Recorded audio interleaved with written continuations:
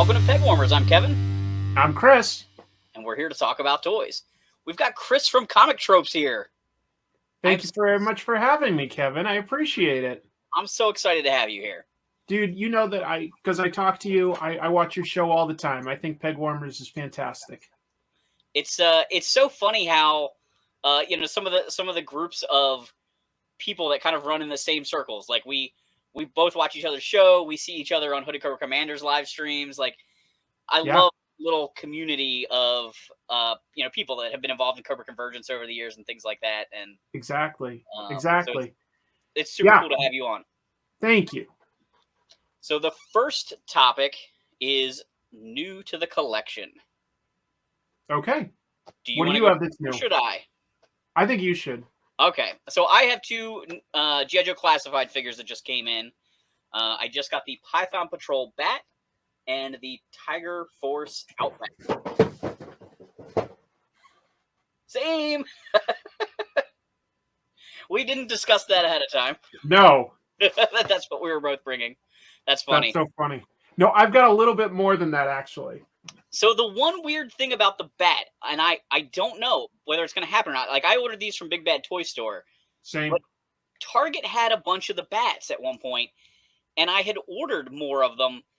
Actually, I got my wife to order them because she was, like, at her computer or something.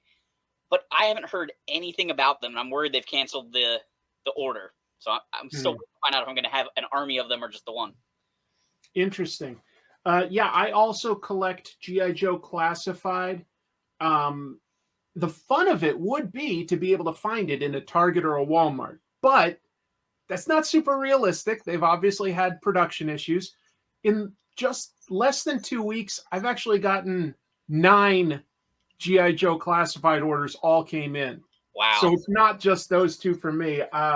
I'm sure you got some of these too, Kevin, but like Sergeant Slaughtered came in. I'm still waiting for him. Okay. Yeah. Sergeant Stalker. Got him. Tomax and Zaymot, which let's just take a moment and say, what went into the thinking there selling Tomax and Zaymot separately? Like, who would possibly want to get one and not the other? And if they're at retail, it's going to be so confusing to people. Like you're going to have to like write them down because they look the same. You have to look very closely. Right. I got mine weeks apart. I had gotten Tomax and was just waiting for Zaymot to show up. I was like, what's going on? I got them on different days too. I also got the 3-pack Vipers. Nice. They came in.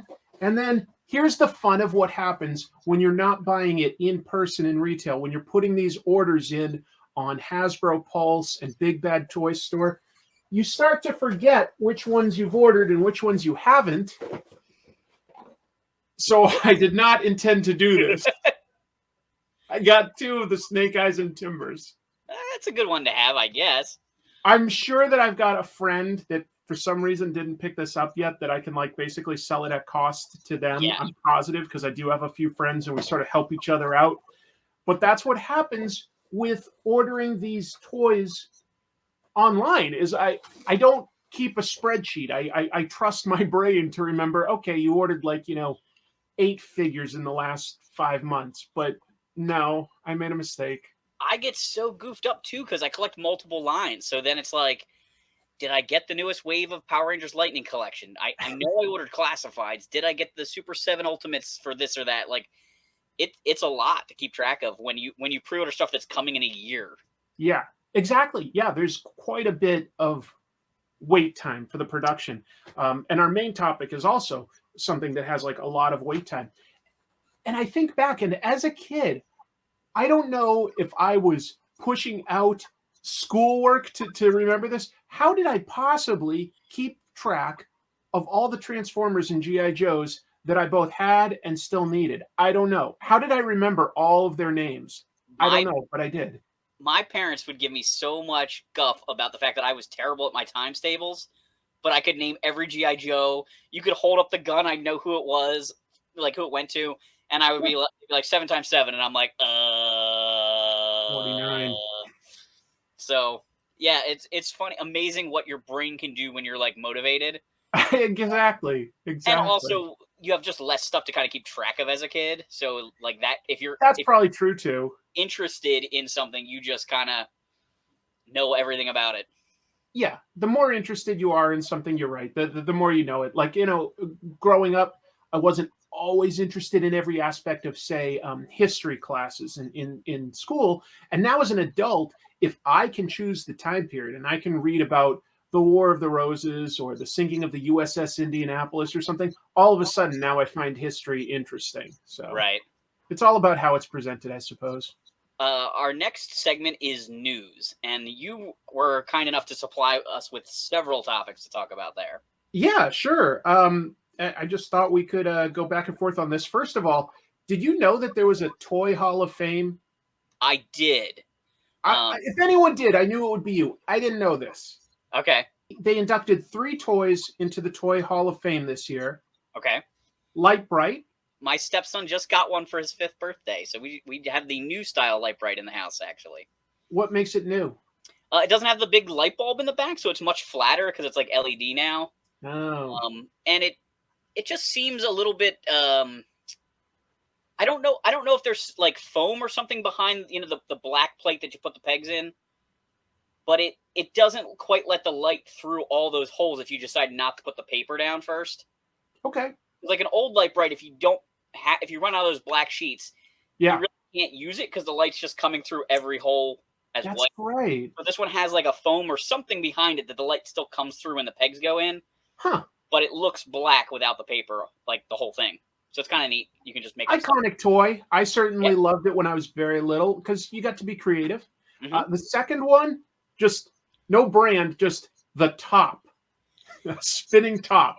I feel like every year they induct one of those kind of toys, like the cardboard box or blocks, and then they kind of do 2 like brands. So and then the third one, maybe you'd already heard of it because it's your favorite. I have the power, Masters of the Universe. But that's a pretty big deal, I think, to be inducted into the Toy Hall of Fame. It deserves to be there. I mean, it was such a massive brand in the 80s, and with it kind of peaking and being 40 years old this year, it's kind of a bittersweet thing to have it get inducted this year. Kind of perfect timing for that. Fair enough. I found this piece of news interesting. New York State is tightening the regulations on toy guns even more. Okay. When I was a kid, I'm older than you. When I was a kid, they had like Megatron. That thing looked like a gun. And we had toy guns that just looked like guns. The Laramie water guns. Yeah. Just like real guns. They didn't have the I look back and I'm like, this is crazy, honestly. Like that we did that without even thinking. And then they came to the point where they would say you have to put like an orange cap on it so that it's like easily identified as a toy. But I guess New York State's concern is that, from a distance or when it's getting dark, you still can't really tell. So now they say the whole thing has to be a bright color, an orange, a yellow, a red, or clear plastic they allow. So anyway, they're tightening up on the regulations there. We see that a lot with the like the big companies with toy guns, like Nerf and all those kind of things, making them as far away from like real world weapons as possible and giving them really bright color schemes. But there are still a lot of companies making paintball type guns or airsoft guns and just other toy weapons that look a little too close for and I don't know if these regulations would apply to airsoft, to be honest. The article didn't quite explain because that might not be where the line is. Kids. Yeah, I don't know where that line is between what's a toy and what's classified as something else. Like a BB gun isn't a firearm, but I don't know if it counts as a toy either. I'm not sure where it falls. Yeah. So there's some vagaries there that we're not experts on, but it's just interesting to see that change. I think it makes sense. It doesn't really offend me. We used to play with some pretty dangerous toys when I was a kid. Did you ever have lawn darts? I didn't, but I remember people having them and seeing them at yard sales and stuff. People talking about them being illegal, Just heavy, sharp. You just throw it up in the air and like see where it landed. Oh my God, those are so dangerous. But anyway, bigger than just toys, inflation. We all feel it everywhere. Like, everything is expensive right now.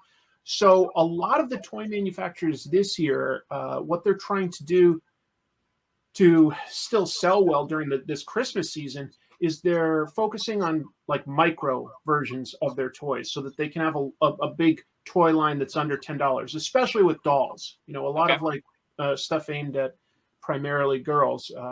They're focusing on more things that'll be under $10. It's interesting because it kind of ties into what we're going to talk about a little bit later, but with toys changing sizes throughout history based on oil prices and things like that. Exactly. It's so funny how these things aren't really dictated by like what would be the most fun. Sometimes it's like what would be most affordable for us to create that is still fun. Yeah. It's very interesting how the decisions get made, you know, based on cost, materials, and then after that, like what the focus group thinks of it, you know. And the last thing that I was going to bring up was two things related to Hasbro. Obviously, pretty much, are they the biggest U.S. toy manufacturer this day? You know, if we put aside Lego, because that's European, if we put... I'm pretty sure they're bigger than Mattel, yeah. I'm pretty sure they are too. Mattel is doing fine with Barbie and Masters of the Universe and stuff, but, you know, Hasbro has Marvel, G.I. Joe, Power Rangers, Ghostbusters. What else? They've got a lot. Transformers. Transformers are still big. I think they're still doing a lot of Disney stuff. Right. They've got a good relationship with Disney. Star Wars. But their stock is not doing well right now. Okay. They're being hit. So is Mattel. Like, just to be clear, like all the toy manufacturers are sort of in the same place where some of it's inflation. But there's two things that Hasbro has done that have caused this. One is that 2 years ago, they spent like $3.8 billion buying E1, one of those like huge entertainment conglomerates or something like that. Right. They wanted like the Peppa Pig IP. That was a big one that they wanted. Oh, but I don't have it right here. I have a water bottle from the last toy fair before COVID. Yeah. And it has Bumblebee and Peppa Pig and some other stuff on it from the Hasbro booth.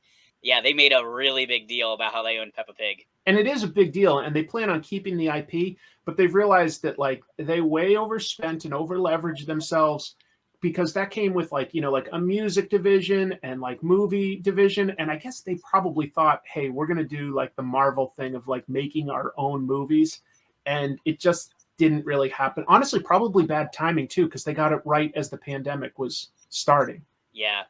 And I'm sure that's hurt them too. Like they're looking for a buyer. Look at all they sunk into G.I. Joe even. Like they made the Snake Eyes movie, they made all the toys, and then like timing wise, the movie and the toys didn't come out at the same time, and then the movie performed and the toys didn't like. So I'm sure all the toy companies and, you know, the movie studios are still kind of trying to recover from all those missed opportunities. So it may have been some really unfortunate timing for them. Yeah. And there was a second piece about, I thought about Hasbro. Was it the thing about Magic the Gathering? Yes. Thank you for reminding me, Kevin. You're way more on top of it.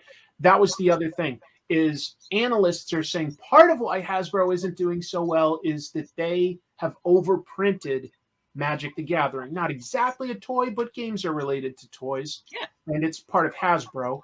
A big part of Hasbro. That's like basically their golden goose, honestly. Like that's their big license to print money is buying Wizards of the Coast and owning Magic the Gathering. Absolutely. Because think about it, like, you know, like, yes, you pay an artist, you pay some like creative team, but the actual production of like a card, that doesn't cost anywhere near what the toys that we have are. Right. During the pandemic, the popularity of Magic actually went way, way up for collecting and stuff. All collectibles did very, very well over the last 2 years. So Hasbro was trying to sort of meet demand, and they way increased their printing. And now the secondary market is just flooded, and it's like killed a lot of the interest. And they've just been printing new sets and reprinting sets for like 2 years or so. And anyway, a lot of analysts are saying that they've really hurt themselves by doing that. It's going to take a while to sort of back off and find out what the plateau, the normal level of consumer interest is. Yeah, they may have to look back at their old kind of data pre-COVID and be like, okay, we were printing at these rates. I mean, if they make a rarer set, they'll get people excited again. You can't make it so rare it pisses the fans off. But if it's a little bit harder to find, it gets people back into, oh, some of this stuff's worth money. Like during COVID when baseball cards and Pokemon cards kind of spiked, and then people were like ransacking Targets trying to find the cards and stuff, you know? It got so bad that didn't like a lot of Targets just like stop carrying them? Yep, they just took them out of the stores completely, which is crazy. Like, yeah, I mean, it can make them money, and it must have, like, you have to say, like, how dangerous was that, or how annoying was that they were like, we'd rather just not make that money. Yep, it's pretty crazy. I don't know what the margins are for the retailers on those cards. They have to be decent. We don't want this case to come in and leave immediately because we don't want the other people coming in here looking for it. It's kind of nuts. It is. It honestly, my YouTube show is about comics, if people hadn't guessed. And it really reminds me of the 90s speculator and then bust phase of comic books, because comics got very, very popular in the 90s, and all the publishers were printing more and more copies and making variant covers and gimmick covers. And then people realized, oh, you know what? I'm not going to be able to flip this immediately. So I was never really that interested. And people just like left really fast. Well, now all of a sudden you're printing up here, but your audience like that you can sell at is down here. So I think that Hasbro has done that a little to themselves with Magic the Gathering, unfortunately.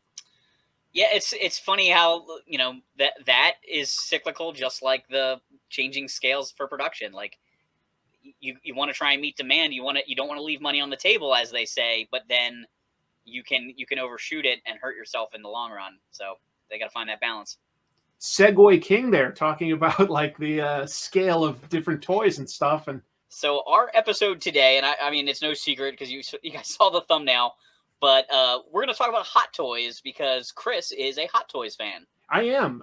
And being a fan of that and being able to collect everything you want are two very different things, because they're pretty expensive. Yes.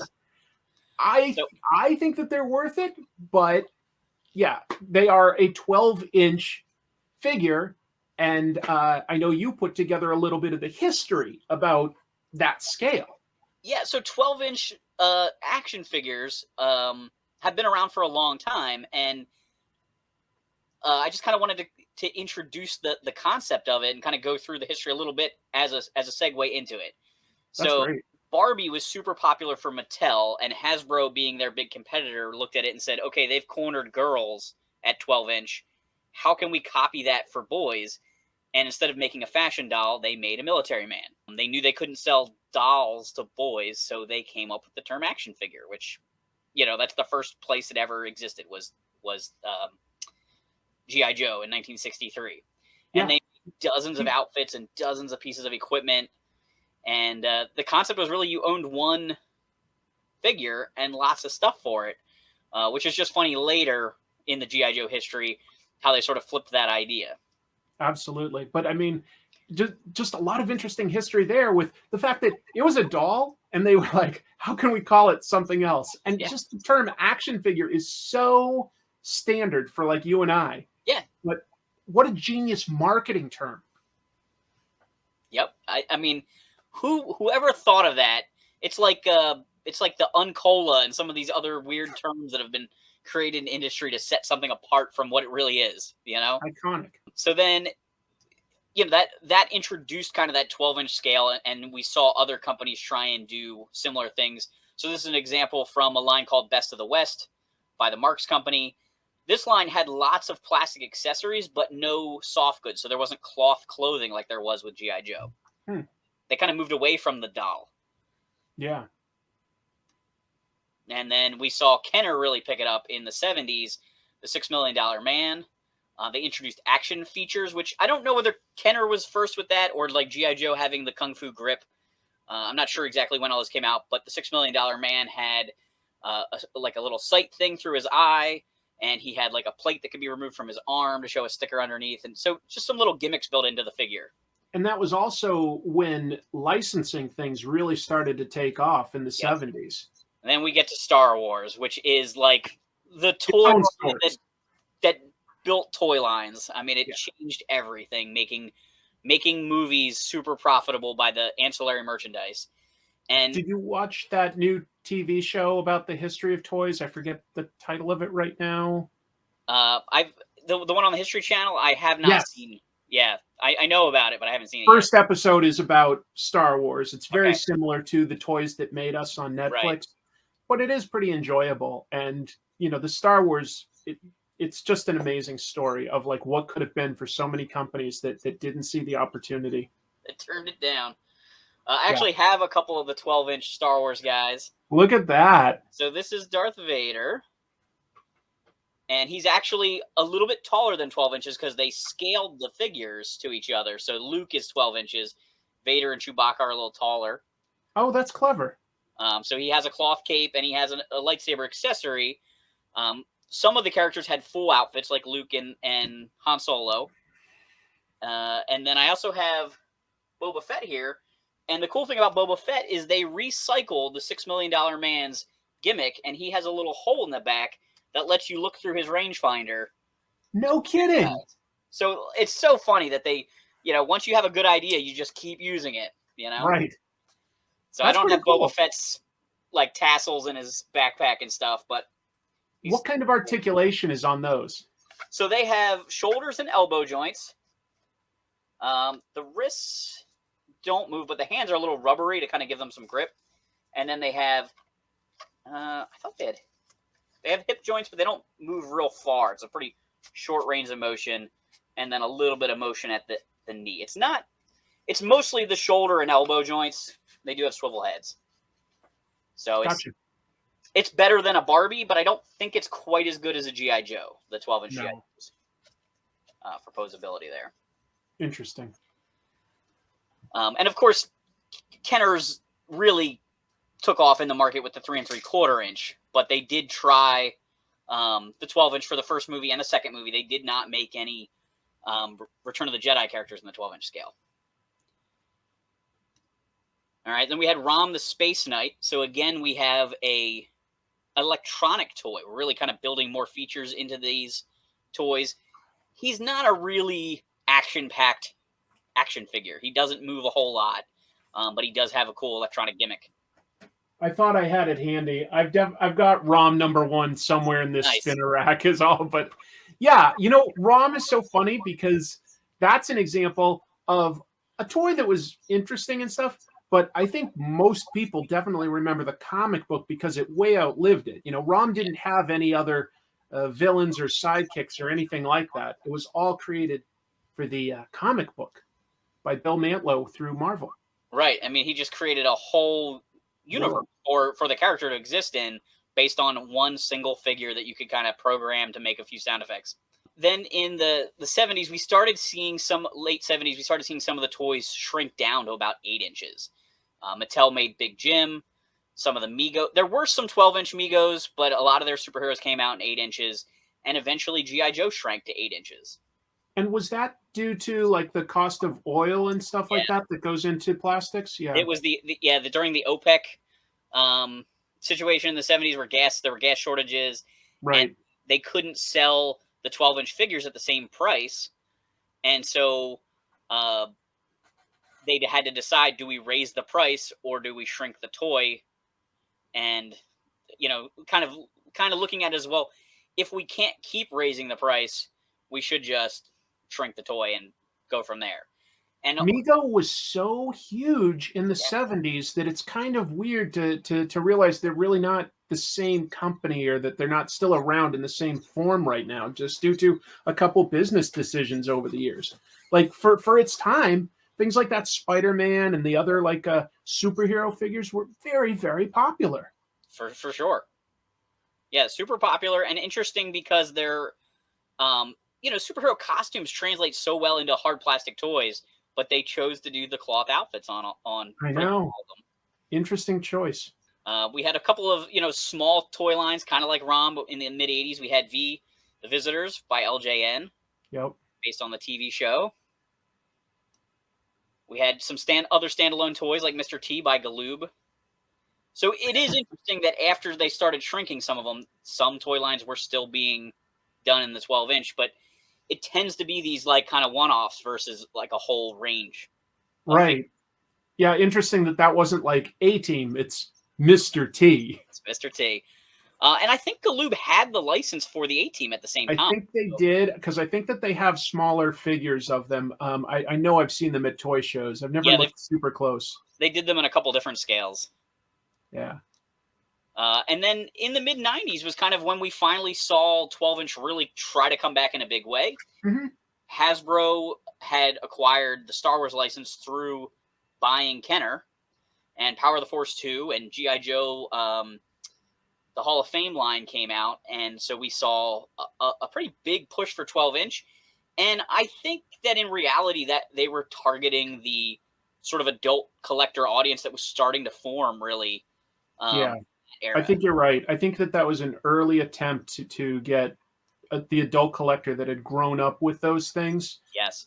I always found out of that whole G.I. Joe Hall of Collector line, the one that was most interesting was just Cobra Commander, because you could take off the helmet and see half of his face.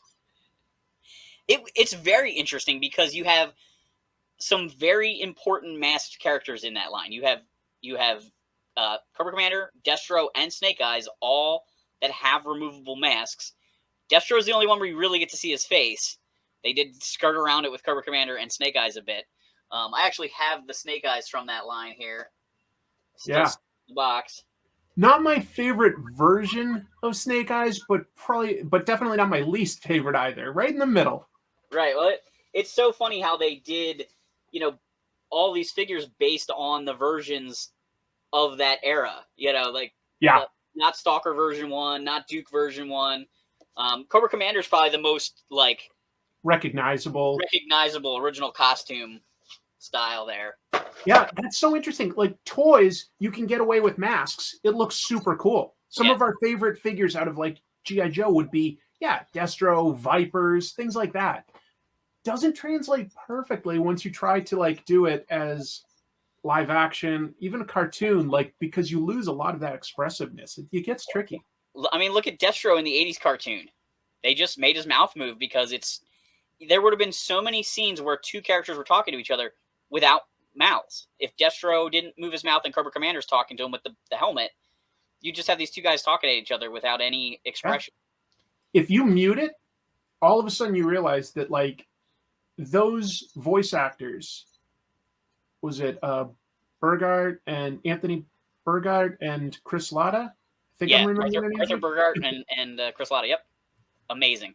They made those characters relate to us as kids because the animation had not really any tools to do anything with that. You've got a blank, expressionless face. And I think, you see that they just where you couldn't give Snake Eyes a voice. Snake Eyes is tremendously popular in the toys and the comics. In the cartoon, he was not even hardly in it. Barely in it. Tough to overcome. Yeah, for sure. So, the 90s was a big time. It was kind of neat that they fleshed out the Star Wars line, getting characters like Tarkin and things like that in the 12-inch scale was a pretty neat idea. Like I said, I was an older kid in this era. I'm kind of late elementary school going into middle school, and the 12-inch stuff just didn't interest me at all. But it was certainly out there quite a bit. Yeah, I agree. And then this is where we start to get into the realm of Hot Toys. Yep. So in 1999 and around 2000, Hot Toys released their first figures, and originally they were called Famous Type. And I don't know for sure if that was another company that the designer was working through, or just it's not one designer. It really is a small company based out of Hong Kong, the Kowloon area, and that first one is supposed to be Tom Cruise from Mission Impossible 2, but because there's no license, they're not using that term. They also did a Neo from The Matrix without the license, and one other that I'm just not thinking of right now. But it was George Lucas listed as the director.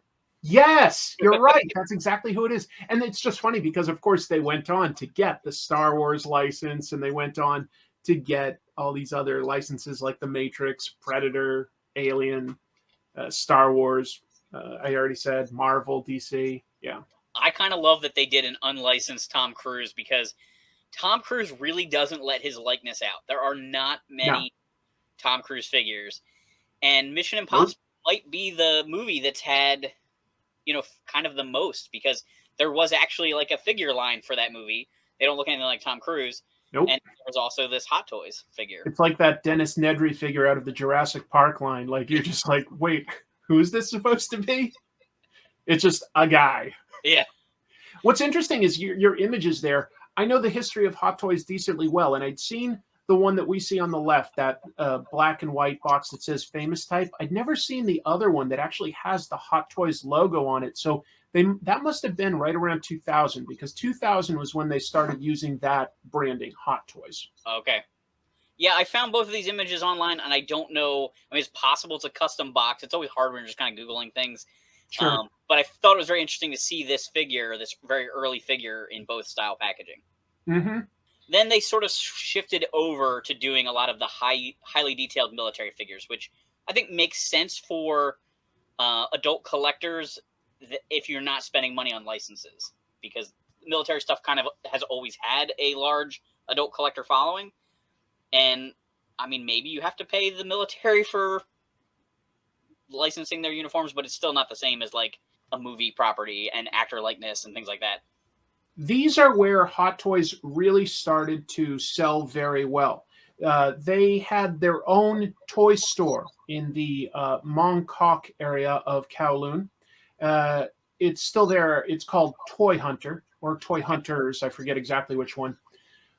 But people took a notice to this. While their sculpt and their paint jobs would definitely make massive improvements in the next couple of years, at this point, there was a lot of posability, and the attention to detail with the accessories, and the fact that so many of them were like tightly sewn, small, like cloth goods and stuff. It was just, amazing.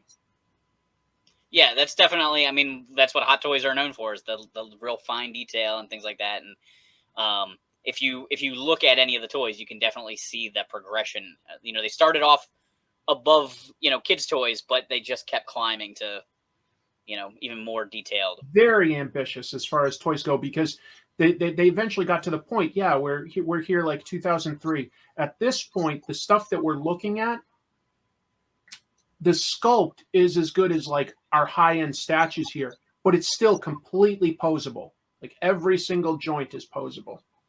So in 2003, it's interesting, they went back, this time with license, and did a Tom Cruise character, released as the Aviator, but it is, definitely Maverick going on here. Yep. But a very cool toy, and kind of launching their company forward in the movie licensed collectible realm. And then, I mean, they've just done everything since then. Absolutely. And I think that they've now, in turn, inspired lots of other 12-inch high-end figures. You've got your companies like Sideshow makes a line of things. 3-0 is another. Mondo, who mostly makes like prints and stuff like that. They've gotten into the game. Like, this is a 12-inch Ninja Turtles figure that comes with a bunch of different accessories and is pretty darn posable. It's not necessarily quite on the level of Hot Toys, but it's a great, great toy. Like, really heavy, durable, lots of articulation. Nice. And then, they've continued with that, and we've seen the 12-inch come back to the toy market, interestingly enough, with Marvel and DC both being, releasing through different companies. Large action figures, no cloth goods on these things, but big figures for kids. Kids really love being able to bash stuff together, and the big figures just kind of work well for that. Right. I am very interested to see, though, with the inflation and things we've talked about, if we'll see these kind of dry up. I think that the reason they're able to make these is because if you really look at it closely, limited articulation, first of all, very limited. Yes. Second, they try to keep to very few paint applications, I should say.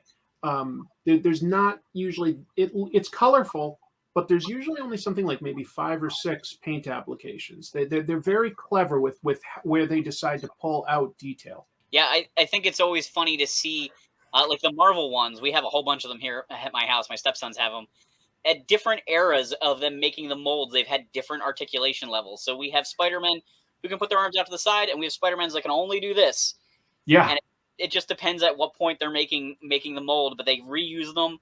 Some of the guys have this like socket in their back for an accessory of some sort.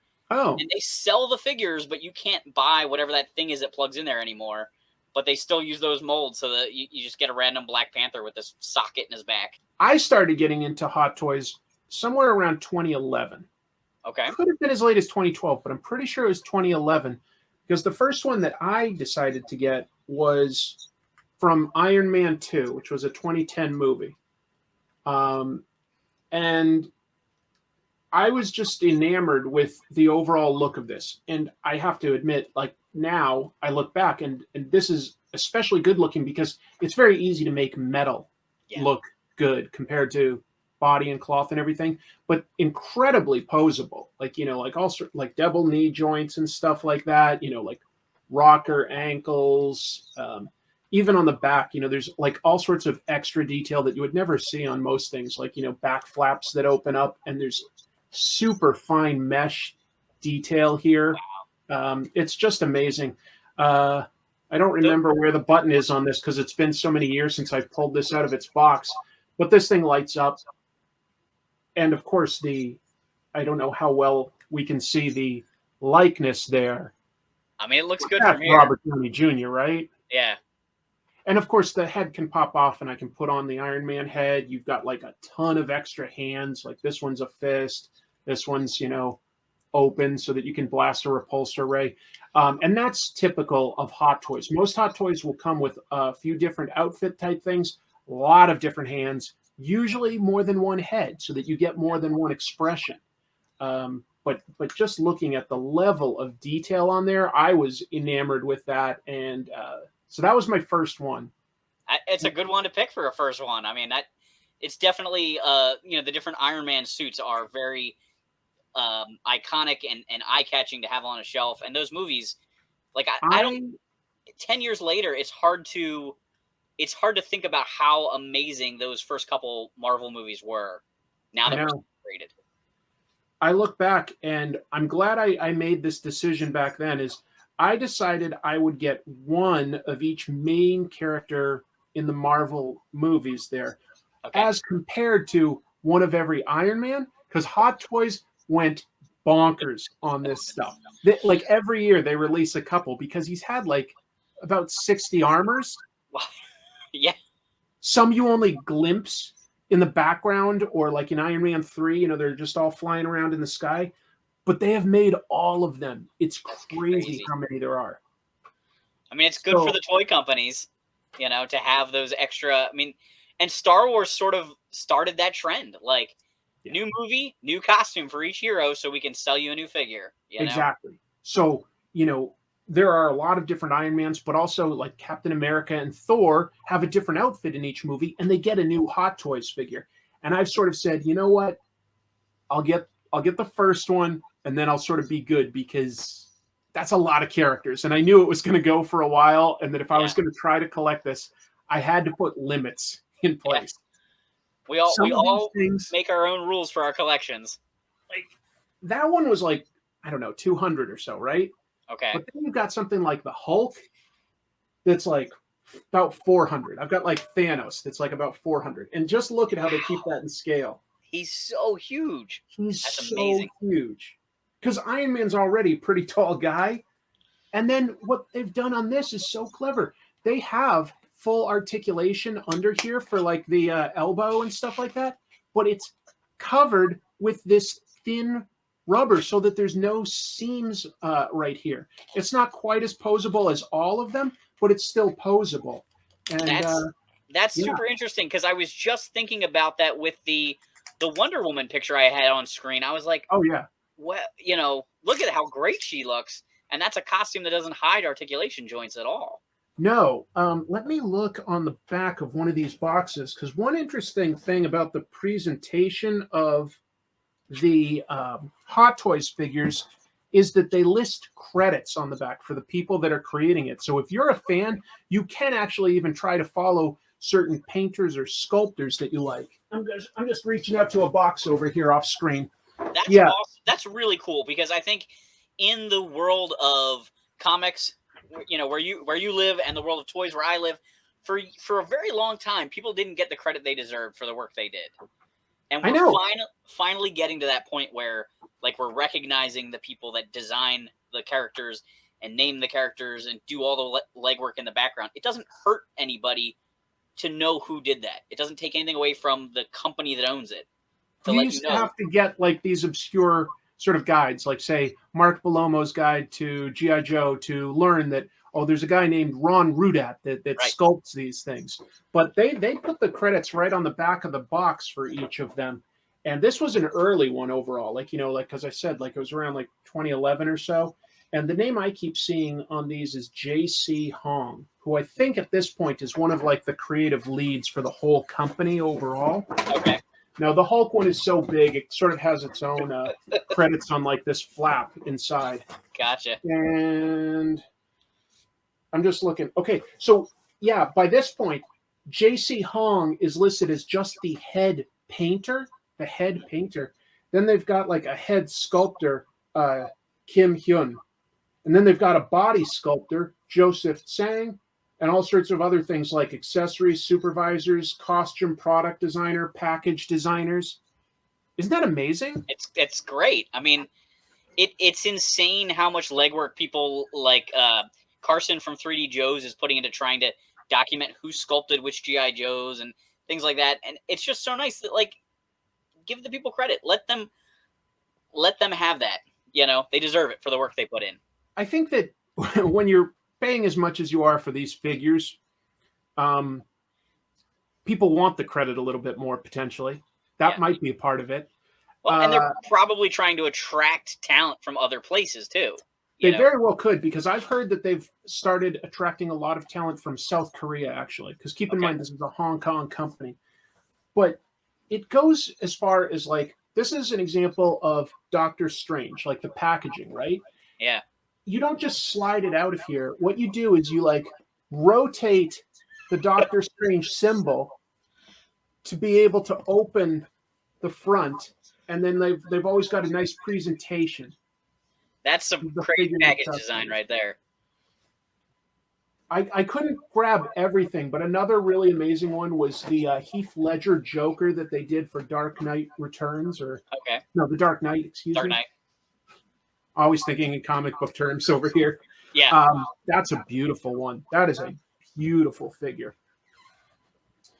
One thing that Hot Toys does a little uniquely that I wanted to point out is just that for female figures, I decided to get this because it wasn't Star Wars. That's Rey, obviously. Right. And they did decide to make her hair a hard plastic sculpt. Okay. They don't always do that. For instance, I've got Black Widow, the first Black Widow, and it's just like a Barbie's hair. Yeah, the rooted. It's well done, but it doesn't quite feel like it's a same part as everything else somehow. It's very hard to get it to look quite right. The rooted hair always, like, gravity affects that doll hair when it's short differently than, like, real hair. Yeah. Yeah, I mean, it's the only way I can explain it. It never quite lays perfect.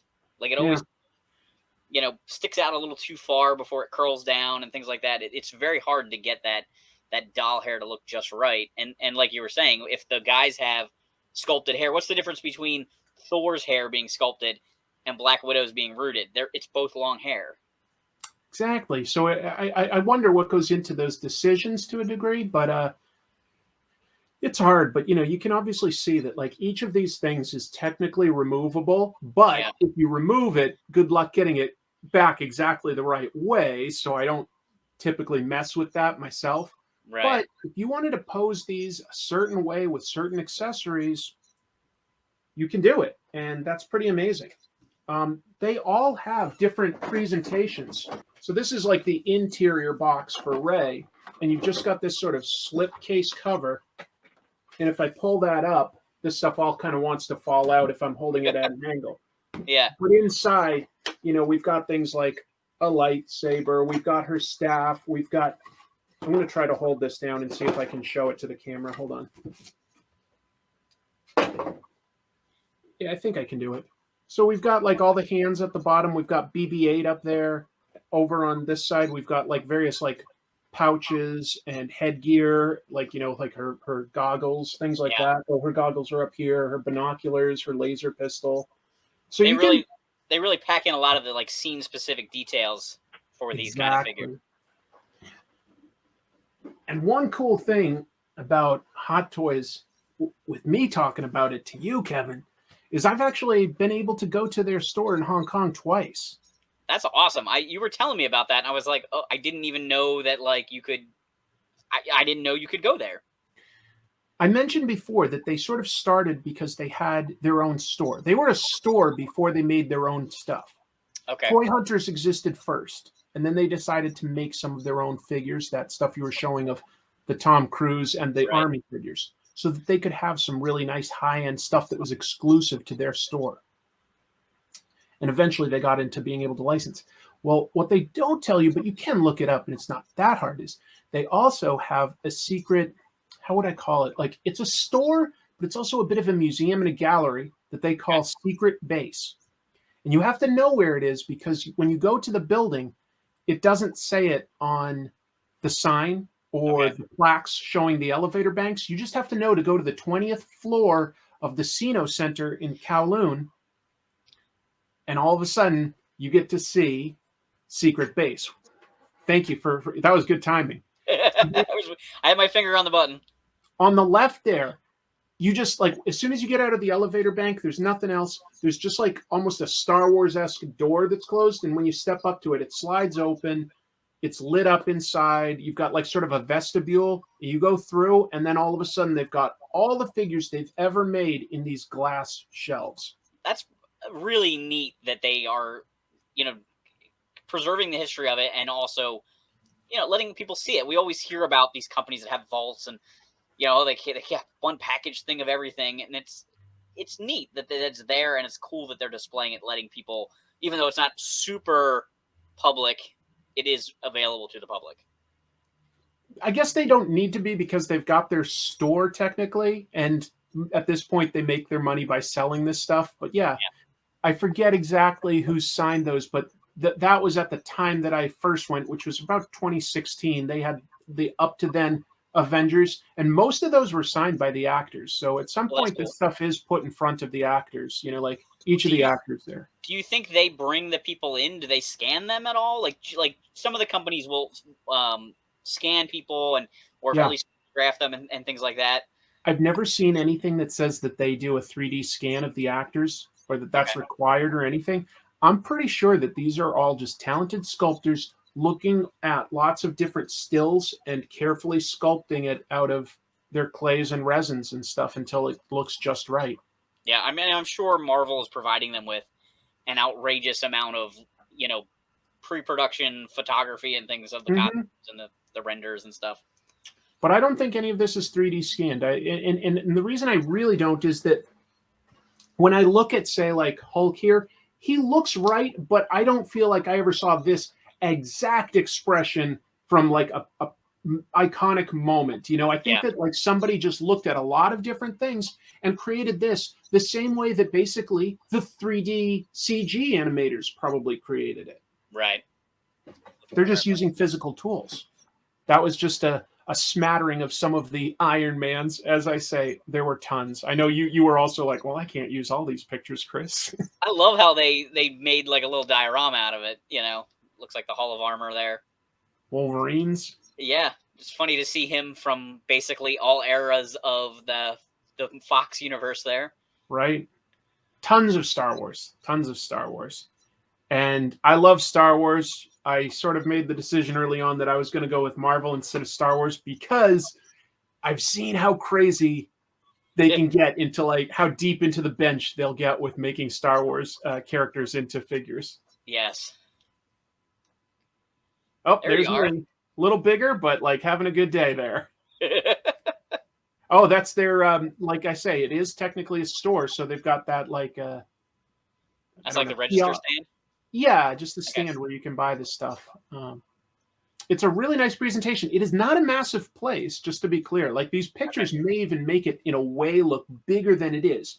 It's not huge. They just use their space very efficiently. It's very clean and very well organized, because they don't have stacks of things on shelves. Instead, They just have really nice glass displays and cases everywhere. Okay, so they bring the inventory out then if you want to buy it versus like having to stock it on the shelf. It'd be behind like that Hot Toys logo there. They could like Gotcha.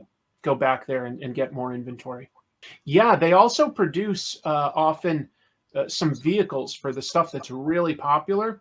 I wanted to ask as soon as I saw this picture: are the human characters there the full size Hot Toys figures?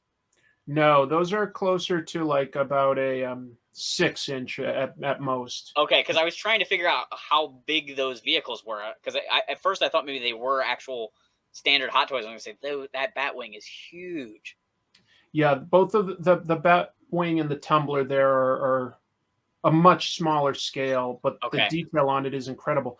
I'm trying to remember because I'm only seeing a piece of that 92 Batmobile, or maybe it's the 89 Batmobile, but It that looks one may have huge been also. full size. Well, Okay. to 12-inch. Yeah. That one might have been Predator.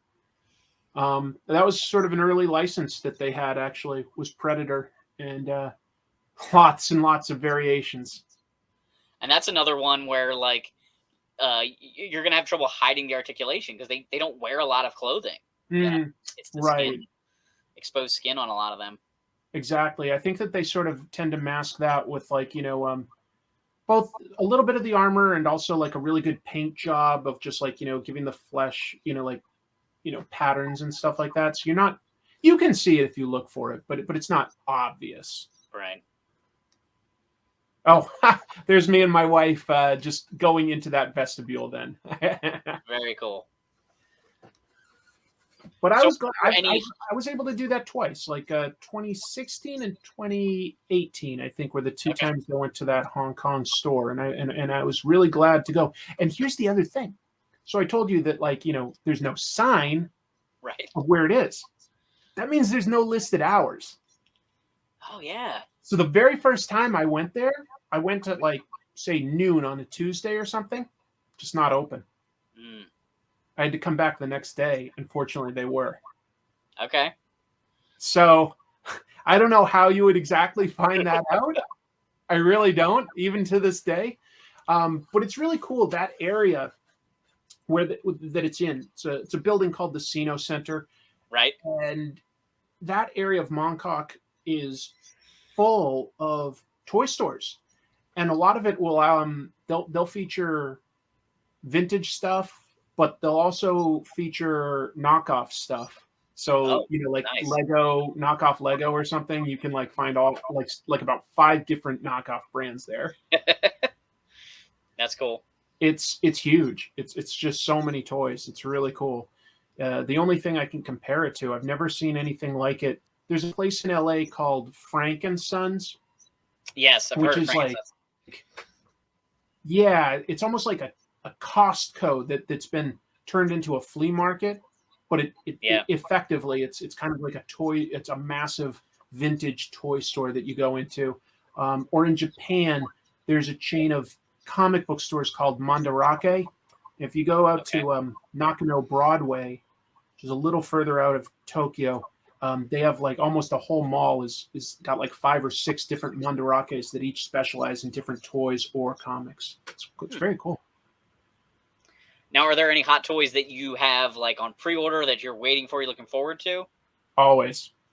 We talked about like how G.I. Joe, it can be like a year. Yeah. Hot Toys can be more like a year and a half. Wow. So basically, a Marvel movie will come out.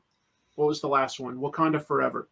So I haven't looked yet, but I'm sure if you go to Sideshow Toy, is basically the exclusive distributor of Hot Toy here, and you look up Wakanda Forever, they'll have a few figures, but they'll list that the release is in a year, and realistically, that usually gets pushed out by a few months beyond that.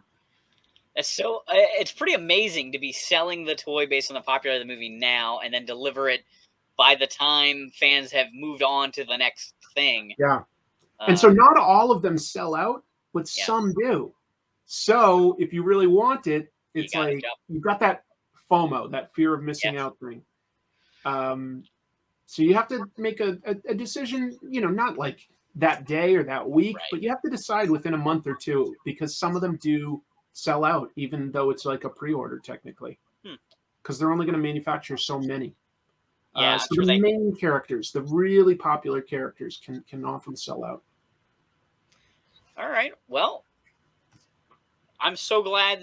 I mean, I learned a ton, and that's my favorite thing. So whenever I do a show with a guest, I love it if they have input on the subject because it's something they're passionate about, and then along with the audience, I end up learning a bunch of stuff. So this was really cool getting to see inside their secret store, hearing about your experiences with the brand, as well as I did some research and learned a little about the history of the brand going through the episode. So yeah.